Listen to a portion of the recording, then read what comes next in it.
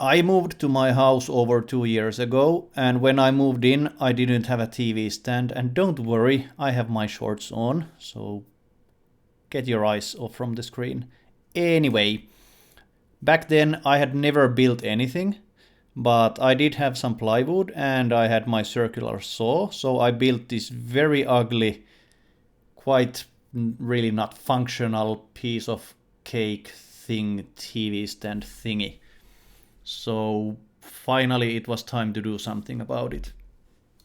I still consider myself being an absolute novice, even though I have built some furniture after it. But whenever I saw Bourbonmoth build the whiskey table, I somehow knew that one day I will build it. And then I figured that actually, if I modify it slightly, it should actually be a functional TV stand.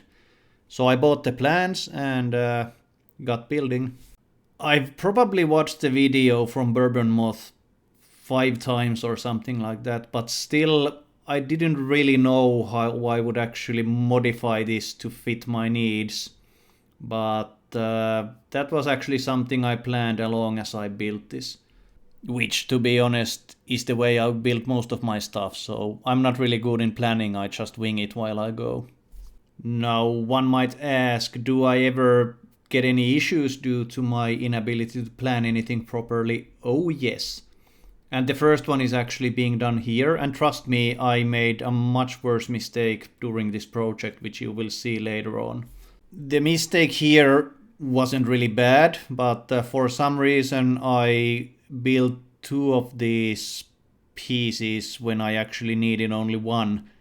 So later on this project, when I built the side support pieces for this TV stand, I figured out that there was absolutely no reason for me to build 2 of these. So basically I now have one big block of, I don't know, I guess I'll make a cutting board out of it. With those 2 pieces built, out of which I only need one, it was time to start making the other panels. And the wood I was using seemed to have a bit of a bow on it, so I decided to do domino thingy here, just to make sure they keep aligned while I do the glue up. So basically I built 2 panels, one which will be the bottom and the other one obviously the top one. Being a novice, noob and a beginner woodworker, for some reason I have always built my panel glue-ups horizontally on the table, which makes it a bit difficult to get the glue in the domino holes, and overall just sometimes is a bit more difficult way. On the video I saw Mr. Hibbs doing it actually vertically, so I decided to try the same technique, and just one of those duh moments when I just figure out this is way easier, at least for me, to do panel glue up, so I will probably keep using this technique in my future builds. I guess it's just one of those things that you learn by doing, and as I've only been building a bit over a year, there's still many things I learn every single day when I'm at the workshop. While you are watching me sand these blocks, the ones where I made one extra, at this stage I still had no clue that I only needed one. I only figured it out later on in the project, so I sanded both of them. Whenever I build something, I always build my pieces oversized, and only later on do I actually cut them to their final measurements. And about this time, when I actually cut one of these blocks into the 2 final pieces that I will need on my build, only then I understood that I made one extra, so took a while, but as mentioned, it's not a big issue. I didn't ruin anything, I just made one extra piece of wood that I will not be needing on this build, but as mentioned, I will probably make a cutting board out of this. With the pieces that I will actually use on my build, it was time to start making the rounded edge that I will be needing, and you can see my amazing camera technique here. So basically you can see the back of my hand, but I guess you'll understand what I'm doing at least on the next phase, where I use my table saw to cut it quite close to the line that I want, and then I will finish the job with a sander actually. So I didn't want to get too close to the line with my table, so because I'm quite sure that I would have ruined something. So sanding it up in the end actually was very quick operation. On the original video by Bourbonmoth, he was using a more advanced technique on making these cuts a bit closer to the line in different angles, but as mentioned, I chose to do the sander because I just saw that there was too much of a risk if I tried to cut it too close. As mentioned, most of the things here is new for me. I'm still fairly new to woodworking, so this was a safer way how to actually build it. Now, I have to be honest with you, while doing this voiceover, I thought earlier that I actually realized my mistake in the phase where I told about it, but to be honest, it actually took me even longer to figure out that I had built one extra block that I didn't need, because I actually did film it here when I figured out that I did something stupid. So yeah, I'm even more stupid than I thought, but anyway, it is what it is. I won't mention this mistake again, but as I told in the beginning of this video, I did make a much bigger mistake later on in this project, and that was very close to the end where I almost ruined the whole thing, which is not nice. But I guess the ones of us who are actually building stuff, we have all done that at some point in time.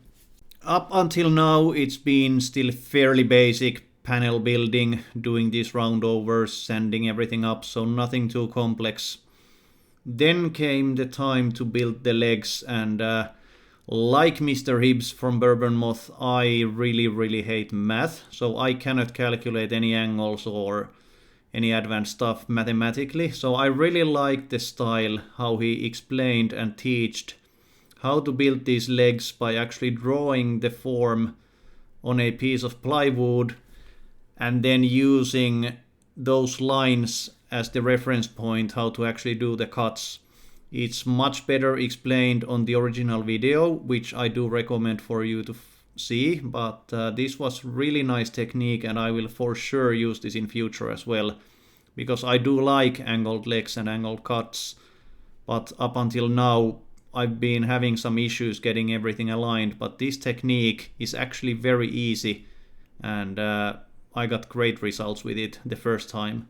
So after setting everything up on my piece of plywood, here you can see that I didn't need to calculate anything. I just follow the lines and draw the cut lines on my actual piece of wood, which is in the middle out of these three. And then I just followed the same process on the other side and got everything done very easily, which was, as mentioned, something new, but something I will use in future whenever I need to build something like this. So again, thanks Mr. Hibbs on showing this great technique. After I did the first cuts on my leg piece, what you see me doing here is transferring the angle I need on the leg. And again, as I had everything drawn on the plywood below, this was actually very simple to do. And then it was just an easy job on using my tapering jig to cut the actual angle on the leg. So even though this whole build is not really easy for me, but this part actually was almost easy peasy lemon squeezy, like Bourbonmoth often tells. In case you are interested how I built this tapering jig, I actually do have a video on my channel about it as well. It's not my design, I took the idea from 3x3 Custom, so the original video is linked on my tapering jig build. So I recommend for you to check it out in case you want to build something like this as well. And now my legs are actually almost complete. There's only one more line to draw, which you saw me doing here. And again, as I had the angle cut and I placed everything on the plywood, it was a simple job of just following that line and drawing the cut line and cutting it with my chop saw. Very easy process. Like I do with most of my joints, I decided to use domino on the legs as well. It just makes life so much easier. For the next part on making this leg assembly complete, I'm sure there is a clever way how to figure out the domino placing, but I kind of created a technique of my own and created this spacer block which was in the correct angle, so I was just able to use that to put the domino just in the right position on all of the legs. So again, I'm sure there is a better technique for it, but this was actually very easy, so I only needed this one piece that I used on all of the legs, where I put the domino hole then in. While you see me doing a roundover and then proceeding to the actual glue up of the whole leg piece, I think I actually used Bourbonmoth video way more than I did use the plan, but I still like to give support to the channels whose designs I use, so even though I actually didn't use the plans that much during this build anywhere actually, I'm still happy that I bought it, because I think those channels, they deserve all the support we can give for them, because at least personally I think I have been watching almost every single video from Bourbonmoth and many other channels as well, so that's the least I could do. After adding some finishing touches and sanding everything over, it was time for my actual first dry fit, and it's always a bit nerve-wracking because I do make mistakes. I guess we all do make mistakes, but on this case I was very happy to find out that all my measurements were correct and the bottom and top panels actually fit just perfectly to the structure, so far so good. Before sanding with the final grit, I always do the water spray thing technique that lifts the grain, and only after that one I do the final grit, which just makes sure that the end result will be as smooth as possible. And at this moment I was then ready to actually add finish on my legs, and on this one, as with most of my projects, I decided to use Rubio monocoat. For me it's just the finish to go with, because it's easy, it's very hard to mess up, and it seems to be lasting very well in the other furniture that I have built, so before something better comes along, I think I will keep using Rubio monocoat from now on as well. Slight deviation to Bourbonmoth version, he was using pocket holes to make the connection between the leg piece and the cabinet on top of it.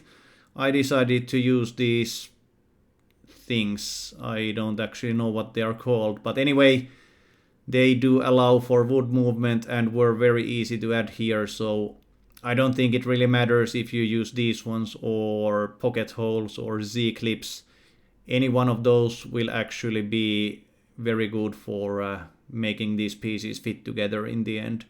The other deviation to his version is that he actually built this one to be a whiskey cabinet. Personally, I don't drink alcohol anymore at all. I have been without alcohol for a few years and I will never ever drink again. So in my case, as I was actually building a TV stand, I needed a back panel on it as well. So this is something I just needed to design on my own, and I was slightly worried if I make the back panel too tight, it would actually eventually break the whole thing because of wood movement, so I cut it to be slightly narrower than the other pieces. And then later on I figured out a way how to hide the gaps that will be left to allow for the wood movement. Just a few moments ago you saw me looking inside the cabinet, thinking exactly this thing, that is there enough space, how do I actually connect everything, and so on and so on. And I don't know about you, but at least personally I spend a lot of time whenever I'm building just looking at what I'm building, thinking, designing on the go. It would be actually funny to see how much time I spend just watching my projects and my builds, because I think it adds up to probably several hours per build. Just the way I do. I need to see things, I need to design on the go. So that's just part of my process. I spend way too much time looking at the stuff I'm building.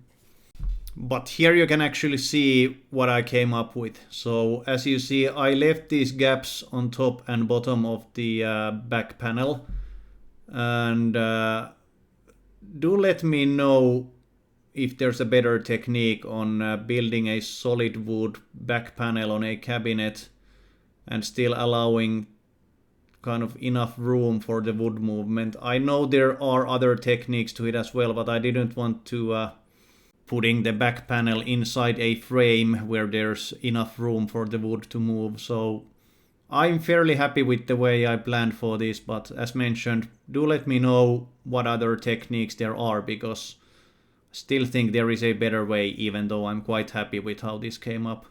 One thing I really liked on Bourbonmoth design was the shadow line that he added, where the end grain meets the side grain or the whatever different grain.